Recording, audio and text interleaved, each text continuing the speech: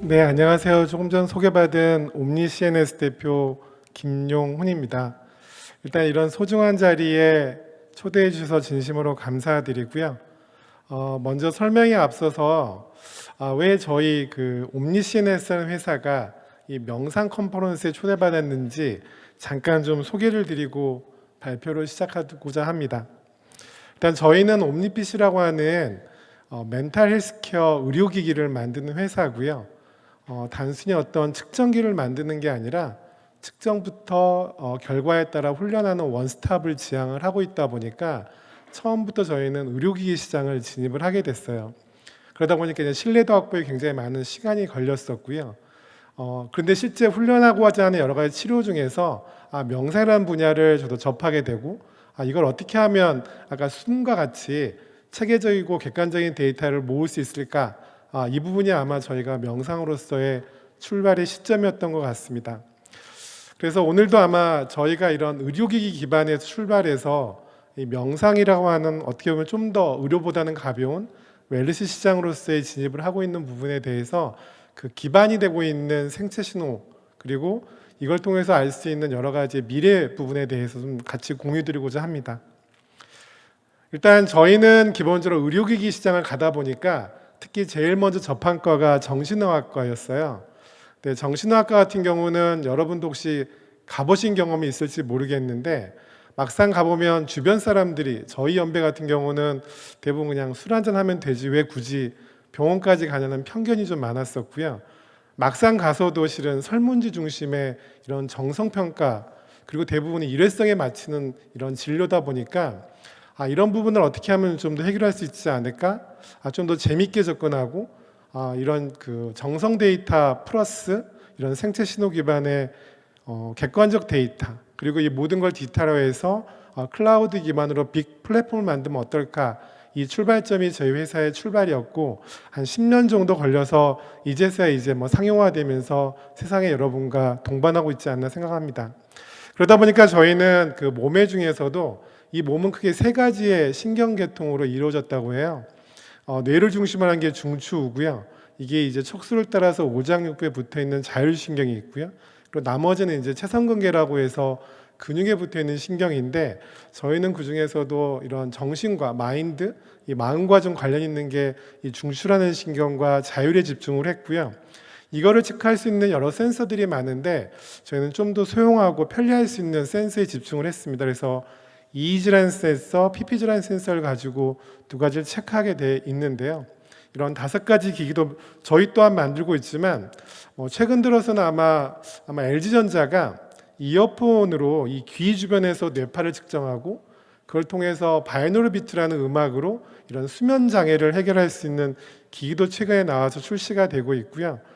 좀 전에 발표해 주신 삼성전자나 또는 애플에서도 이런 손목 시계 타입으로 이런 PPG 센서 기반으로 자율신경을 측정하는 기기들이 다양하게 출시되고 있다고 봅니다. 근데 실제로 이런 생체 신호들은 저희뿐만 아니라 모든 기기들이 마찬가지겠지만 실시간으로 20여 가지의 신호가 이런 기기로부터 들어오거든요. 이거를 그럼 과연 어떤 형태로 분석할 거냐에 따라서 이 사용성이 좀 바뀌게 되는데요. 이런 저희 같은 경우는 처음부터 좀 의료 시장을 집중하다 보니까 어떤 질병이나 증상의 좀 관점으로 바이오마커를 찾으려고 노력했고요. 그러다 보니까 스트레스 관점 또는 인지 기능 또는 ADHD 또 우울장애 최근 들어서 이명에 관련된 부분들에 대한 바이오마커들을 찾고 있습니다. 그리고 실제로 기기라고 하는 의료기기 시장은 저희가 보기에는 크게 두 시장 같아요. 하나는 순수한 메디컬 시장이 있고요. 또 하나는 이런 웰니스라고 하는 좀 더 가벼운 예방과 어떤 관리 측면의 시장이 있다고 보는데 이것 또한 두 가지 시장으로 나누어집니다. 하나는 메디컬 같은 경우는 진단 보조가 있고요. 그다음에 이거 치료에 따른 치료 보조. 그리고 웰니스에서는 진단이라는 단어가 의료기기 시장이다 보니까 이런 측정이라고 하는 어떤 용어를 사용하게 되고요. 치료보다는 훈련이라는 관점에서 다양한 디바이스와 다양한 컨텐츠들을 만들어가고 있고요. 저희뿐만 아니라 모든 회사들도 아마 이런 방향을 가지고 지금 개발들 열심히 해나가고 있을 거라고 봅니다.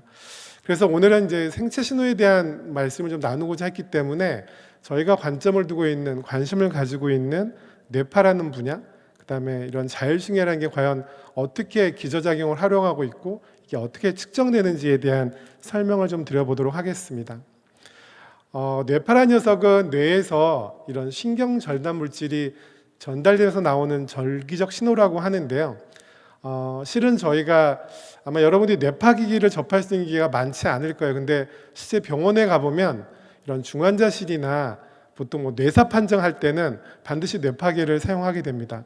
즉 사람이 이제 뇌에서 활동이 멈추면 이런 정기적 신호가 없어지게 되는데요. 이런 정기적 신호들은 실제로 보시면 그 다양한 측정 방법들이 많이 있는데 굉장히 이게 미세하게 흘러갑니다.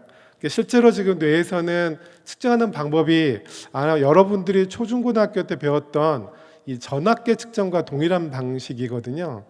이 두 곳의 포인트에 이런 전압차를 우리가 뇌파라고 하는데요. 그 크기가 얼만큼 작냐면 100만 분의 1 마이크로볼트 정도의 크기거든요.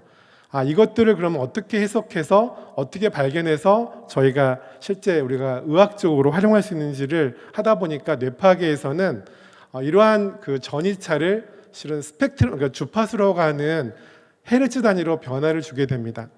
그 헤르츠 또한 저희가 뇌에서 측정할 수 있는 헤르츠는 0부터 한 50헤르츠라고 알려져 있는데요. 여러분들이 아마 헤르츠에 대한 개념을 조금은 좀 생소할 수 있는데 여러분이 차에서 듣고 계시는 FM 라디오가 보통 MBC 같은 경우는 59.6인가요? 이 메가헤르츠 단위거든요. 메가라고 하면 100만 배보다 더 저희 뇌파보다는 100만 배 높은 주파수를 가지고 여러분의 라디오를 듣게 되는데 이러한 미세한 주파수를 가지고도 이 몸에서부터 여러 가지 현상들을 측정할 수 있습니다. 실은 이제 이런 다양한 저희가 보면 70년간의 연구를 통해서 이 뇌파를 가지고 이걸 어떻게 특징을 줄까 해서 논의하다 보니 공부를 하다 보니까 이거를 0부터 50Hz까지 각각의 명칭을 부여하게 됩니다. 0부터 4Hz는 델타파라고 하고요. 4부터 8은 세타파, 그다음에 8부터 13은 알파, 13, 30은 베타파, 30 이상은 이제 감마파라고 하는데 일반적으로 알려지는 게 델타파는 깊은 수면이고요. 세타파는 이것도 얕은 수면에 관련 파이기도 하고요. 알파파가 실은 명상과 이해한파라고 알려져 있고 베타파가 실은 집중과 주의, 그다음에 각성에 따른 게 감마파입니다. 이런 특성들을 가지고 이제 실제 실험을 해보면 왼쪽에 보이시는 표는 여러분들이 어려운 수학 문제를 풀 때 뇌파거든요. 수학 문제를 풀려면 뇌에 부하가 걸리고 그러다 보니까 주파수가 좀 높은 주파수들, 아까 각성이나 스트레스 받는 주파수가 많이 활성화되고요. 실제 눈을 감고 여러분들이 호흡을 하시면 이런 오른쪽에 보이시는 이런 알파파가 굉장히 피크를 보이는 파형을 볼 수 있습니다. 이렇게 해서 뇌파들은 굉장히 실시간적으로 변하게 되는데요. 이러한 기본적인 특성을 가지고 의학계에서는 다양한 연구들을 실험했고요. 제일 왼쪽에 보이시는 거는 이런 뇌파의 변화들이 치매에 걸리기 시작하면 알파파가 점점 무너지면서 이 중심 주파수가 원래 10Hz나 11Hz보다는 8이나 9로 낮아지게 되고요. 전체적으로 그림이 무너진 형태가 나오는 것을 파악해서 이 치매에 대한 조기 예측 기술도 현재 상용화되어 있습니다. 가운데 보이는 거는 실은 좀 공부 잘하는 천재 친구들은 알파파가 남들 보통인들보다도 11Hz가 아니라 보통 한 11Hz에서 중심 주파수가 발생한다는 연구 결과도 있고요. 가장 오른쪽에 있는 거는 ADHD 환자분들이 실은 세타 대비 베타의 비율이 일반인보다는 좀 높게 나타나는 이런 통계 특성을 가지고 있기 때문에 이런 분들 가지고 의학적으로 많이 활용을 하게 되고요.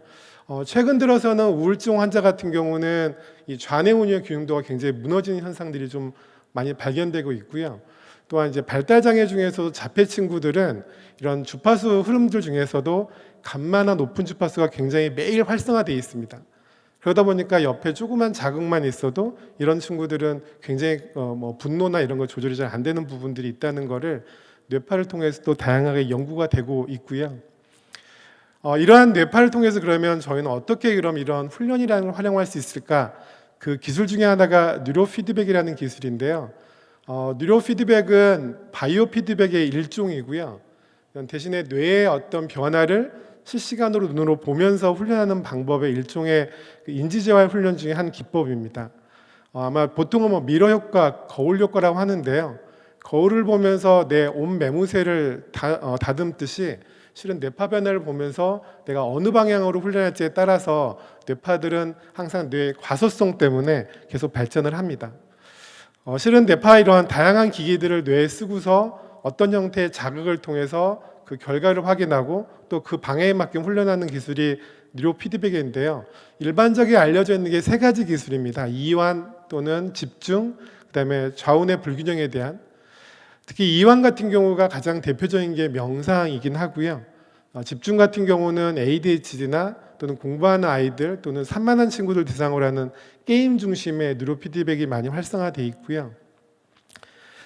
실제로 저희가 이제 안정 뉴로 피드백이라고 하는 이 피드백 기법을 가지고 실제 분당서울대병원에 이 트라우마 센터와 같이 한 3년간 임상을 했었어요.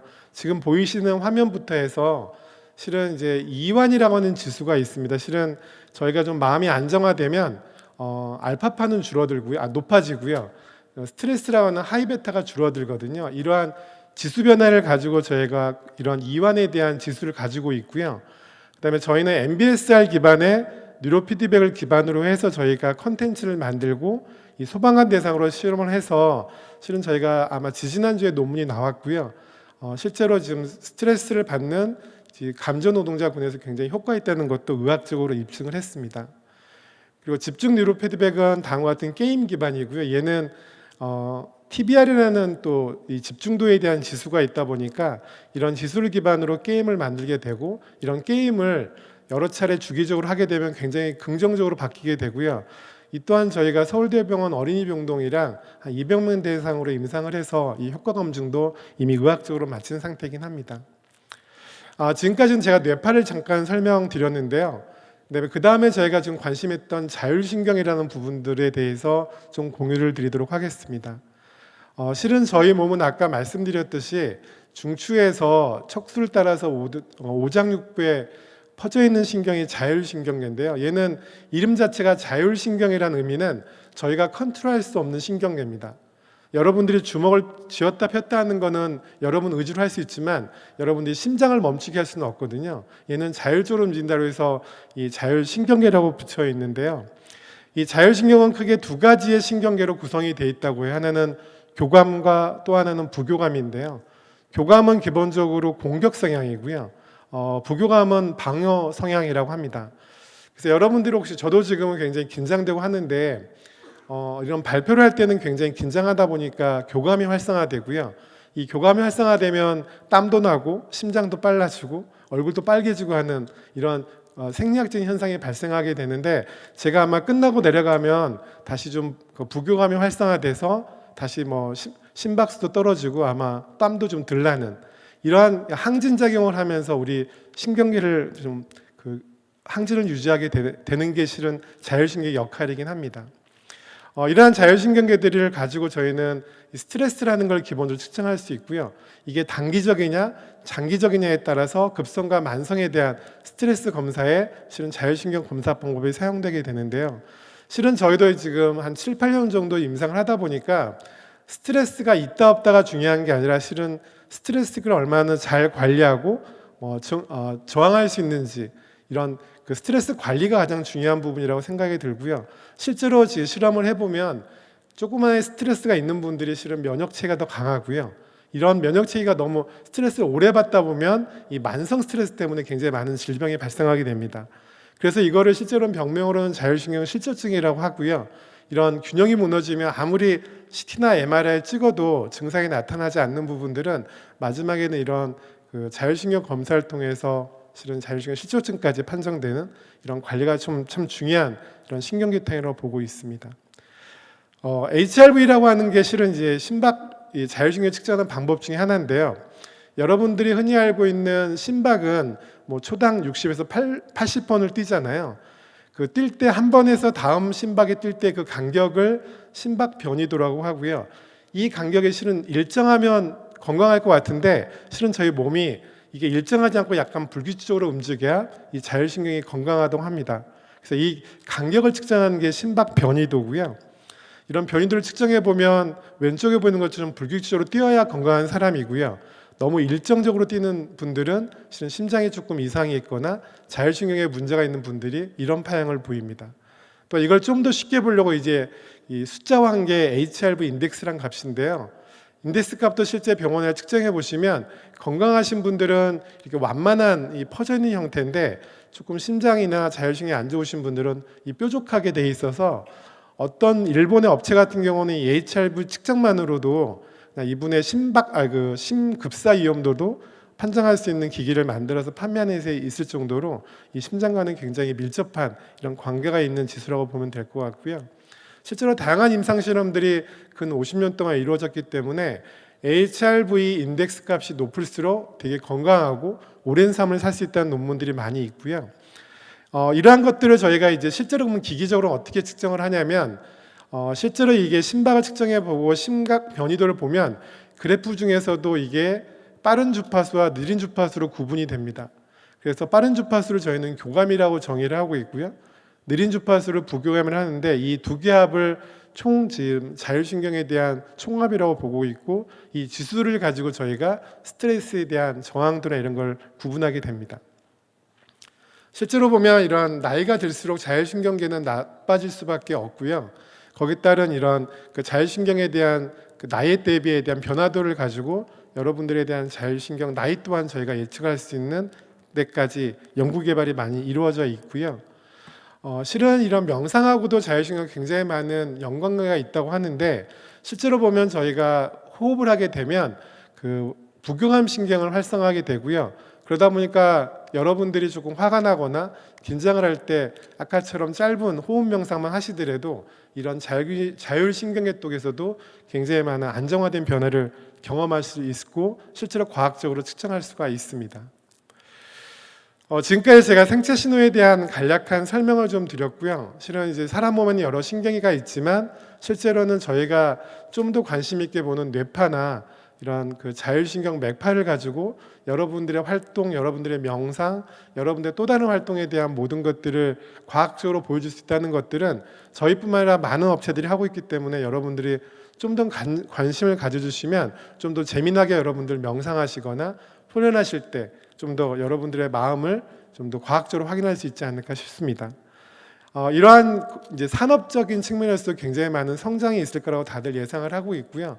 명상 시장도 굉장히 커질 것 같고 이런 명상에 동반이 되는 이런 디지털 기기, 특히나 뇌파 시장도 굉장히 커지고 있기 때문에 이런 두 가지 명상 산업과 이런 디지털 기기 산업 간에 이런 융화가 된다고 하면 좀 더 큰 시장을 저희가 발전해 나갈 수 있지 않을까 기대하면서 이 산업에 종사를 하고 있습니다.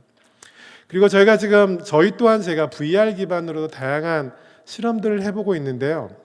아마 최근에 그 VR이라는 기기 녀석이 굉장히 무겁고 이 착용성에도 여러 가지 불편함이 있었다는 문제를 안고 있음에도 불구하고 아직도 미래의 하나의 주도할 수 있는 기술이라고 보고 있는데 최근 들어서는 저희가 애플에서는 아마 프로비전이라고 하는 애플만의 VR 기기가 곧 출시될 거라고 지금 이미 그 시작을 했고요.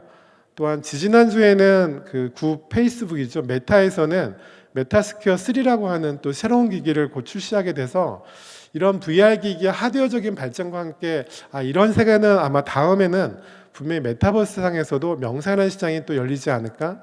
실은 저희가 보여드린 이 영상은 실제 저희가 한번 그 실험에서 만들어 본 하나의 가상공간에서의 명상 환경이고요. 저희는 VR에다가 뇌파기기랑 맥파를 측정할 수 있는 의료기기를 별도 부착을 해서 환자분들에게 나눠드렸어요. 5분들에게 나눠드렸고 이분들이 그룹으로 참여해서 상담도 하면서 명상할 수 있는 거를 실험을 했었는데요. 실제 반응도나 참여도는 굉장히 좋았습니다.